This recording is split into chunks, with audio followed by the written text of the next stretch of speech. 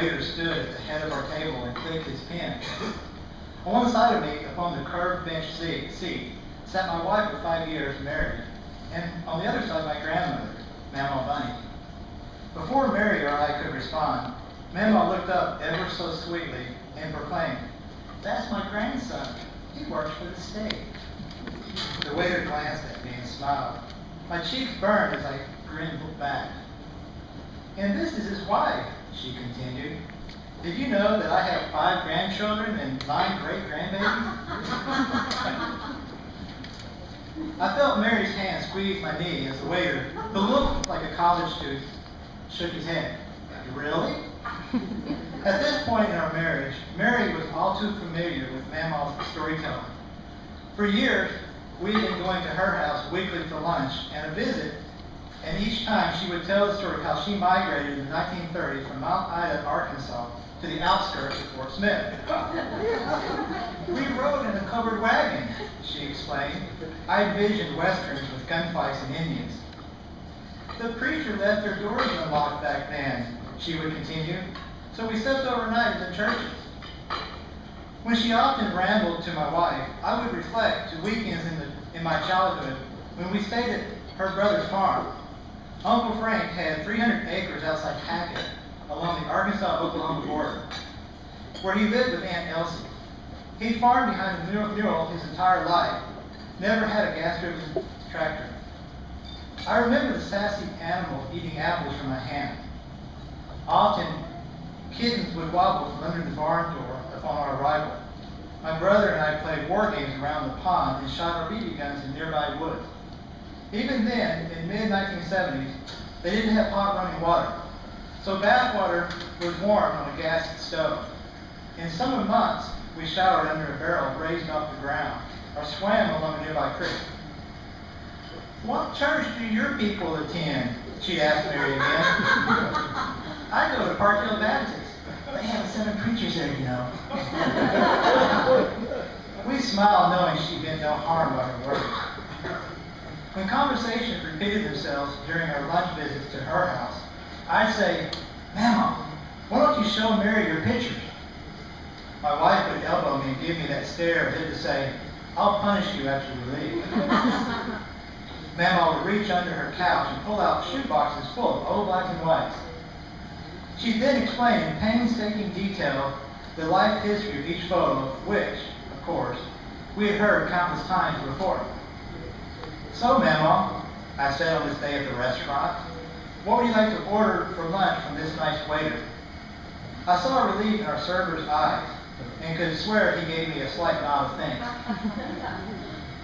We ordered lunch quickly, but to the delight of the waiter, who then bustled over to his other neglected tables. Mary began telling Mama about our 4-year-old daughter and how she loved her dance classes, when all of a sudden Mama reached over and lugged her big brown purse onto the table. I zoned out Mary's voice as my heart started to beat wildly. I watched in horror as Mama's hand dove into her purse. When I was much younger, Mama used to pull her shiny silver harmonica out of her bag at the strangest times in public and blow out several tunes. It mortified me, and I would quickly find the easiest place to hide, such as an excuse to go to the bathroom. Since I was now sitting between Mary and Mama, there would be no easy escape. I would be stuck here with all eyes in the restaurant firmly on us. Then, with a swift gesture, Mama pulls her chapstick out of her bag and puts it on the table before her. No harmonica. I felt my heart slow its pace and my hands unclenched. That was a close one. Shortly after, the waiter brought our lunch. Between bites of food, my wife, grandmother, and I talked of our daughter's future school, her soccer team, and my brother's new car. I could see the waiter making his way back over to our table to clear our plates, when Mary said to Mama, I heard you were the hit of the party last week. Did you have fun?" I now remember my cousin telling Mary and me about Mama going to a party for his wife's Chinese relatives, who had flown over from China to Arkansas to meet them. They spoke little English, but did their best to communicate. "Oh yes, my dear," Mama said, "the party." The waiter steered away from our table and began busting another one. It was so much fun, Mamaw continued. I can't tell you how excited everyone was when I pulled out my harmonica and played some gospel songs. I felt my ears burn as I processed what she just said. I could just picture Mamaw in her old-fashioned clothes, pulling out her shiny silver harmonica and blowing tunes as the horrified guests looked up. I was sure that no traveler from China knew what to say or do, and they just had to endure the hillbillies from Arkansas playing for as long as it lasted. And then my embarrassment turned to sorrow. There was my poor old grandmother in her mid-80s doing what she loved to do, not having a clue that they were making fun of her. I assumed no one wanted to hear her play. I felt sadness well up as I listened to her tell Mary the rest of the details. And Lord have mercy, Manuel said. Wouldn't you know that when they asked me to play, I was so honored. And after the first song, they began clapping and stomping their feet. I must have played 5 or 7 songs that night. My lips and throat were mighty sore the next morning, but I didn't care. I could feel Mary looking at me, but I didn't want to look back. I didn't want her to know what I was thinking. Here I sat all upset because I thought Mama was embarrassing herself terribly and that they had made fun of her. But the fact of the matter was that they had asked her to play because they loved her. They loved her for herself, something I obviously needed to work on. Now that I think about it, my cousin made no reference to her making a fool of herself. Everything he said indicated the guests from China respected Mama and had requested her presence at the party.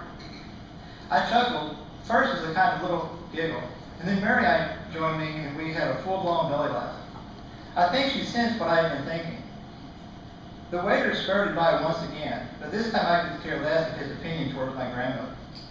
Mama, you got your harmonica with you right now? Mary squeezed my knee again, this time much harder. I turned to her and winked. She looked completely dumbfounded. Of course I do, Steve. Let me play you a couple of tunes. I put my arm around Mama's frail shoulders and gave her a light squeeze. We'll enjoy it. The noon sun shone through the restaurant's window and lit a path across the carpet toward our booth. I sat between 2 women I dearly loved and stopped my foot underneath the table as my grandmother Bunny worked the harmonica across her lips. Our waiter eyed us across the aisle, where he had just delivered food to other customers.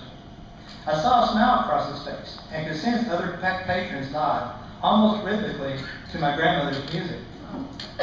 Yes, Mama reminded me of Aunt Bee from the Andy Griffith Show, but everyone loved her, just like they did Aunt Bee.